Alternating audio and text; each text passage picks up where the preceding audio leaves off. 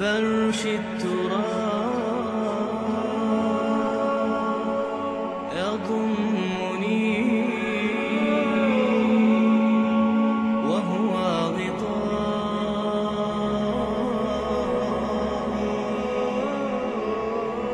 حول الرمال। जिस दर्द के साथ, जिस प्यार के साथ आप खुद अपने माँ बाप को, अपने भाई को गुस्ल दे सकते हैं, दूसरा उसका नहीं देगा। आप खुद अपने हाथों से जब गुस्ल देंगे और उधर आपका दिल टूटा हो और दिल से दुआएं निकल रही हो, तो उसमें मज़ा कुछ और ही है। या किसी और को आप लाएंगे, उसमें वो मज़ा नहीं है। तो जब किसी आदमी का इंतकाल हो जाता है, कल हदीस में आपने पढ़ा कि उसकी आंखें अगर खुली हैं तो नाकों को बंद करना है, अगर मुंह खुला है तो उस वक्त फिर आपने मय्यत के सर को और मुंह को बांधना है। इस तरीके से एक कपड़ा लेकर यहाँ से लेकर और सर के ऊपर उसको गांठ मार दिया ताकि मुंह बंद रहे। और इसी तरीके से हाथ पाँव वगैरह ये सारे के सारे सीधे करने हैं, पाँव भी जोड़ने हैं, बल्कि पाँव पर भी किसी कपड़े के जरिए से गिरे लगाने ताकि पाँव भी क्या रहें बराबर। और मय्यत के हाथ बिल्कुल इसी तरह रखने हैं। मरते वक्त हम क्या गलती करते हैं, हम उसको इस तरह रखते हैं, कहते हैं नमाज की हालत में रहेगा। नमाज थी तब तक जब तक वो जिंदा था, तब पढ़ी नहीं, और मरने के बाद फिर हम उसको बनाते हैं हालत को नमाज वाली, कहते हैं जिस तरह नमाज पढ़ते हैं, तो वो तरीका गलत है। असल ये है कि हाथ रहेंगे बिल्कुल ऐसे ही, ठीक है। उसके बाद अब आपने मय्यत को गुस्ल देना है, तो सबसे पहले आप इनके लिए पर्दे का इंतजाम करें। जैसे कि सत्र है, फिर मोटा कपड़ा होना चाहिए, ऐसा रंग हो जिसमें आदमी का सतर नजर ना आए। ये आपने मय्यत का सतर का इंतजाम किया। पानी आपने पहले गर्म करके रखना, नीम गर्म पानी हो, अगर उसमें हो सके तो बेरी के पत्ते डालें। अगर वो मैसर ना हो तो आजकल खैर साबुन वगैरह ये सारी चीजें हैं, बेरी के पत्तों से चूंकि मैल वगैरह जल्दी निकलती थी, आजकल उसकी जगह आप साबुन वगैरह आया है। तो उसके बाद आप पानी लाएंगे और सतर आपने छुपाया। उसके बाद हमने मय्यत के कपड़े उतारने। तो अब बाज़ मरतबा कुछ ला इल्म लोग, जिनके पास इल्म नहीं होता, वो मय्यत को उठाते हैं और फिर उसके कपड़े खींचते हैं, उसको कपड़े निकालते हैं। उस वक्त जितना ज्यादा हो सके मय्यत को तकलीफ कम लगनी चाहिए। ज्यादा से ज्यादा क्या होगा, एक सूट उसका फट जाएगा, ऐसे भी कौन सा आपने वो लगाना है। तो आपने कैंची या कोई ब्लेड वगैरह लेकर आसानी के साथ, जैसे कुर्ता लगा हुआ और इसका बाजू आपने फाड़ लिया, इस तरीके से या बीच में से आपने फाड़ लिया और आसानी से आपने इनके कपड़े खोल दिए इस तरीके से। उसके बाद आप शलवार हो, इजार जो भी हो, वो आपने निकाल लिया, पर्दा आपने अच्छी तरह किया। और उसके बाद फिर आपने ये जो दस्ताने हैं, आजकल बरोज आते हैं, तो दस्ताने बनाए जाते थे, इसको आप पूरे दस्ताने की शक्ल बना के अपने हाथ को आप इसमें अच्छी तरह बांध के और इसको जो है लगाएंगे, ठीक है। और उसके बाद फिर आपने क्या करना है, आराम से इसके अंदर से हाथ डालना है, सतर का ख्याल रखते हुए। एक आदमी थोड़ा सा पीछे से उठाएगा और दूसरा आदमी आहिस्ता आहिस्ता उसके पेट को दबाएगा कि अगर कोई नापाकी हो, नजासत हो, वो बाहर आ जाए। क्योंकि जिस वक्त इंसान की रूह निकलती है, इंसान बड़ी तकलीफ शिद्दत में होता है, तो बाद मरतबा ये होता है कि नापाकी बाहर आती है, तो उस वक्त आदमी आराम आराम से उसका पेट दबा के जो नापाकी नजासत होगी वो क्या आएगी, बाहर आ जाएगी। और उसके बाद फिर आपने मिट्टी के ढेला लेना है, 3 ढेले आप लेने, और उसके बाद उसके जरिए से आपने, जैसे हम इस्तिंजा कराते हैं, जैसे जिंदा आदमी इस्तिंजा करता है, उसी तरीके से आपने क्या करना है, मिट्टी के ढेले इस्तेमाल करने। और उसके बाद फिर आप जो है बाएं हाथ में भी आपके दस्ताना होगा और आराम से बाएं हाथ के जरिए से आपने मय्यत को इस्तिंजा कराना है, पानी आपने डालना है, इस्तिंजा आपने करा लिया। और उसके बाद फिर आप मय्यत का दाएं हाथ पकड़ेंगे और 3 मरतबा इसको धोएंगे। जैसे आप वुजू में हाथ धोते हैं, दोनों हाथों को आपने घुटनों तक धोया, ये हाथ भी, उसके बाद फिर आपने ये हाथ धोया। और उसके बाद कुल्ली का मसला है, अब कुल्ली करानी है तो उस वक्त आप मय्यत के मुंह में पानी नहीं डालेंगे, बल्कि यही कपड़ा है, इसको आपने अपनी उंगली के साथ लपेट लिया और इसको तर किया, और फिर इस तरीके से आप मय्यत के मुंह के अंदर घुमाएंगे और अच्छी तरह साफ करेंगे। हाँ, अगर मय्यत हालत जनाबत में हो, मिसाल तौर पर आदमी जनाबत की हालत में था, रात बीवी के साथ सोया और उसके बाद वही रात को इंतकाल हुआ। अब उस सूरत में फिर यह है कि फिर मैयत को कुली कराई जाएगी। लेकिन अगर ऐसी कोई सूरत है फिर पानी नहीं डाला जाएगा, फिर सिर्फ कपड़े को तर करके और मुंह के अंदर घुमाया जाएगा। 3 मरतबा आप इसी तरीके से कपड़ा बदल बदल के आप मैयत को 3 मरतबा कुली कराएंगे। उसके बाद फिर कपड़ा जो है गीला करके मैयत का नाक साफ करेंगे, जिस तरीके से हम वुजू करते हैं, जिस तरह हम अपना नाक साफ करते हैं। उसके बाद फिर मुंह धोया जाएगा। उसके बाद फिर दोनों बाजू को 3-3 बार धो के और फिर सर का मसा करके और मुंह धोए जाएंगे। आपने वुजू करा लिया। वुजू कराने के बाद फिर पानी लाना है। उसके बाद फिर आप मैयत के सर को धोएंगे।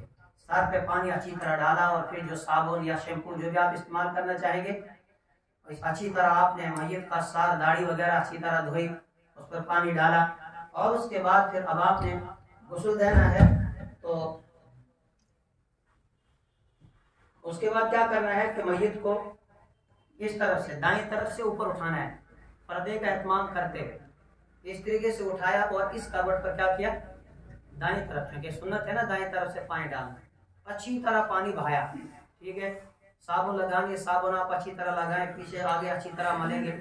और उसके बाद फिर आपने इस तरफ छोड़ दिया और फिर आपने बाएं तरफ से उठाया उस करवट पर और आपने अच्छी तरह इसको पानी डाल के साबुन लगाया। उसके बाद अच्छी तरह मल के मैल शैल सारी साफ कर दी और फिर उसके बाद आपने अपने हालत पर डाला और पानी आपने बहाया। 3 मरतबा पानी बहा दें अच्छी तरह और ये क्या हो जाएगा, मैयत का गुस्ल हो जाएगा। उसके बाद जो तौलिया होता है वो तौलिया आप पकड़ के उससे मैयत को आप पानी वगैरह साफ कर सकते हैं। और ये जो कपड़ा है क्योंकि आप ये भीग गया, इसकी जगह आप दूसरा कपड़ा पर्दे के तौर पर आप डालेंगे।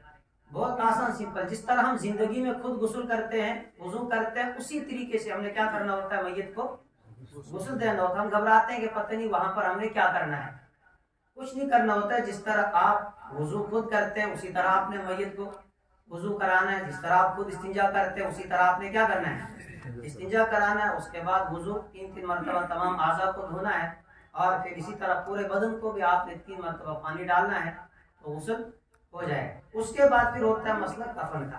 जब आपने मैयत को अच्छी तरह गुस्ल दिया, आपने चारपाई डाली, चारपाई डालने के बाद फिर कफन की बात आ, उसके बाद फिर आपने चारपाई के ऊपर कफन बिछाना है। मर्द के लिए 3 कपड़े कफन में सुन्नत है। एक को बोलते हैं लिफाफा, ये जो सबसे पहले हम चादर डाल इसको हम क्या बोलेंगे, लिफाफा। कफन में सफेद कपड़ा अफजल है, बेहतर है, वरना किसी भी रंग का कपड़ा आदमी लगा सकता है, कॉटन का हो और सफेद कलर का हो, ये ज्यादा अफजल है। सबसे पहले आपने लिफाफा बिछाया। लिफाफा बिछाने के बाद दूसरा कपड़ा होता है इजार। जो लिफाफा होता है ये मैयत के कद के हिसाब से हमें 1 गज लंबा रखना पड़ता है ताकि बांधने में क्या हो जाए, आसानी हो जाए। और जो ये इजार होता है ये सर से लेकर पांव तक होगा, इजार सर से लेकर पांव तक। लेकिन अगर इजार और लिफाफा दोनों बराबर हो तब भी कोई हर्ज नहीं है। लेकिन अगर आप इसको 1 हाथ कम रखते हैं लिफाफे से, असल तरीका हुआ है। लेकिन अगर दोनों भी बराबर हो, जैसे आजकल यही होता है कि दोनों कपड़ों को क्या करते हैं, बराबर करते हैं। और तीसरा है कमीज। इन 3 कपड़ों में कफन देना क्या है, सुन्नत है। अगर मयसर ना हो तो फिर हम इन्हीं 2 में भी दे सकते हैं, कमीज की जरूरत नहीं है। कफन की किफायत यही है, 2 कपड़े। और फिर है कफने जरूरत, अगर किसी के पास 2 चादरें भी ना हो, फिर जितना भी मयसर हो, 1 चादर हो 1 चादर में देगा। अगर उतना ही हो जिससे उसका सतर छुपाए उसी में देंगे। जिस तरह हजरत हमजा रज़ियल्लाहु ताला अन्हु का आपने पढ़ा, एक ही चादर उनके जिस्म पर थी तो सर छुपाते थे, पाँव खुल जाते थे, पाँव छुपाते थे तो सर खुलता था। फिर सर की तरफ चादर रखी और पाँव पर घास डाली गई और उसी तरह उनको दफन किया गया। तो कफन के मामले में यह है कि जब मैयत मर जाए तो सबसे पहले जो उसने माल पीछे छोड़ा है, उसकी जो जायदाद है, उसका जो माल है, उसमें से सबसे पहले हम मैयत के कफन और दफन का इंतजाम करेंगे। इसके लिए कफन खरीदना, गुस्ल का इंतजाम, कब्र का इंतजाम, वो सारा उसके माल में से। हाँ, अगर बेटे खुद अपने माल से खर्च करना चाहें तो अलग बात है। अगर अब इसके पास कुछ माल नहीं था, इसने कुछ छोड़ा नहीं, अब जिनकी परवरिश कर रहे थे, जो इसके औलाद है, उनके जिम्मे लाजिम है कि वो क्या करें, माँ बाप के लिए कफन का इंतजाम करें। अगर वो भी इस की ताकत नहीं रखते, गरीब है, नहीं उनके पास इतने पैसे को कफन खरीद सके, फिर बाकी मुसलमानों पर लाजिम हो जाता है कि वो क्या करें, कफन का इंतजाम करें। अगर नहीं किया तो वो गुनहगार हो जाएंगे। जो इस्तात रखते हो कफन देने की, अगर उन्होंने भी कफन का कोई इंतजाम नहीं किया तो वो गुनहगार। इसी तरह गुस्ल के हवाले से भी है कि जब मरने वाला मर जाए तो अब बाकी लोगों पर जो जिंदे हैं उनके ऊपर फर्ज किफाया है मैयत को गुस्ल देना। अगर चंद लोगों ने गुस्ल दिया तो बाकियों से वो फर्ज साबित हो जाता है। और अगर कोई भी आगे नहीं आया मैयत को गुस्ल देने के लिए तो उसकी वजह से फिर वो सारे के सारे गुनहगार हो जाएंगे। ये 3 कपड़े आपने बिछाए। सबसे पहले आपने लिफाफा डाला, लिफाफे के ऊपर इजार डाला और उसके बाद आपने ये कमीज डाली। कमीज को आप पीछे करेंगे क्योंकि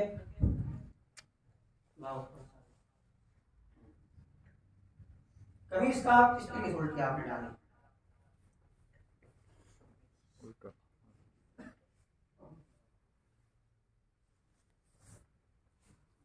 सीना आपने नहीं है इसको, बस आपने यहाँ पर इसको गला बनाना है और कमीज के आस्तीन वगैरह कुछ नहीं रखने हैं। और उसके बाद फिर हमने मैयत को उठाना है, आराम से उठा के। ये कपड़ा है ये उठा लिया और उसके बाद क्योंकि जिस वक्त हम कफन पर लिटाएंगे तब तक पर्दा हमने करना है। उसके बाद हमने मैयत को जब कफन पर लिटा दिया, चारपाई पे लिटा दिया, ये आ गया। उसके बाद अब हमने मैयत को कमीज पहनानी।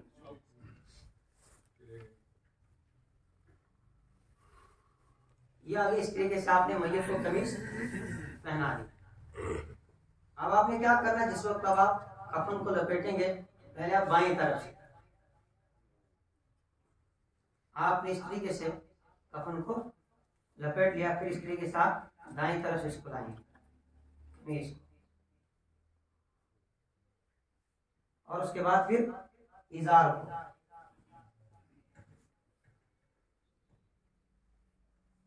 आप दाएं तरफ से,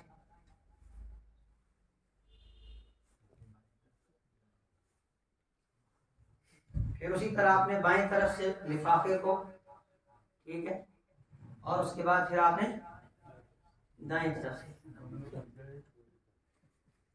और उसके बाद फिर अच्छी तरह इसको बंद करके और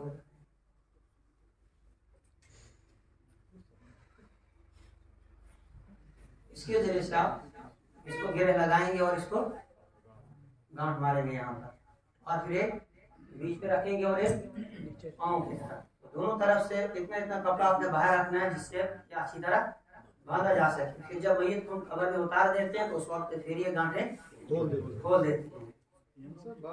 ऐसे रखना है, ऐसे बस ये ऊपर वाले और नीचे वाले बाजू ऐसे बांधते हैं, वो मैंने पहले बता दिया, वो गलत है। बाजू दोनों रहेंगे सीधा नीचे। यह है मर्द का कफन। औरत के कफन में 2 कपड़ों का इजाफा होता है, एक ओढ़नी का और एक सीना बंद का।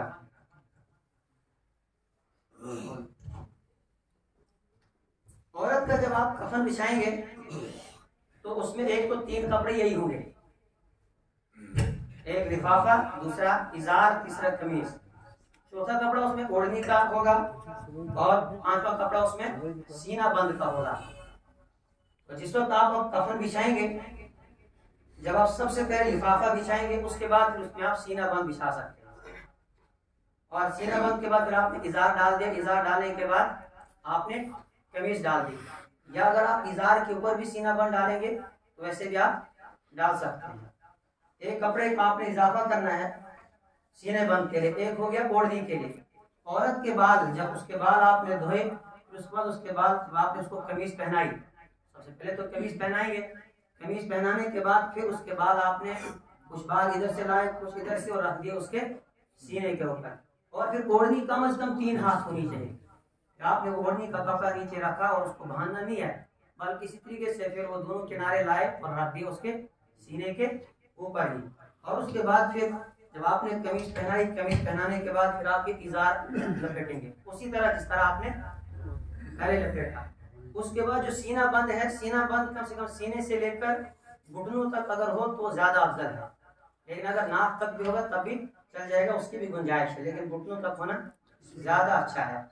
इतना खुला हो कि वो आसानी के साथ बांधा जा सके ताकि उसमें वो अच्छी तरह इधर उधर फिर वो हिल न जाए। और उसके बाद फिर आखिर में आप इसी तरह लिफाफे को बंद करेंगे और फिर पहले बाईं तरफ से और फिर दाएं तरफ से। ये मुश्किल काम है नहीं, लेकिन चूंकि पता नहीं हम क्यों खौफ खाते हैं, हम सोचते हैं कि पता नहीं क्या हो जाएगा अगर हमने मैयत को गुस्ल दिया या हमने मैयत को कफन दिया। ये हर आदमी के सीखने की चीज़ है, ताकि जब हमारे घर के अंदर कभी कोई ऐसा हादसा पेश आए तो हम खुद ये काम कर सके। और बल्कि हमें घर की मस्तूरात को सिखाना सबसे अहम। मर्दों का तो कोई ना कोई निकल आता है, वो दे देता है, लेकिन औरतों के लिए सबसे बड़ी परेशानी बन जाती है, खास करके शहरों में। यहाँ कभी कभी हमें फोन आते हैं, पूरे जो है महल्ले के अंदर एक आदमी भी गुस्ल देने वाला नहीं होता। फिर वो कहते हैं आपने मस्जिद की तरफ से कोई इंतजाम नहीं रखा है, कोई लेडी रखी है जो गुस्ल देती हो। तो ये तो समझो कि हमारे लिए सबसे जो है शर्मनाक बात है कि अगर हम अपने मैयत को गुस्ल न दे सकें या उसको कफन न दे सकें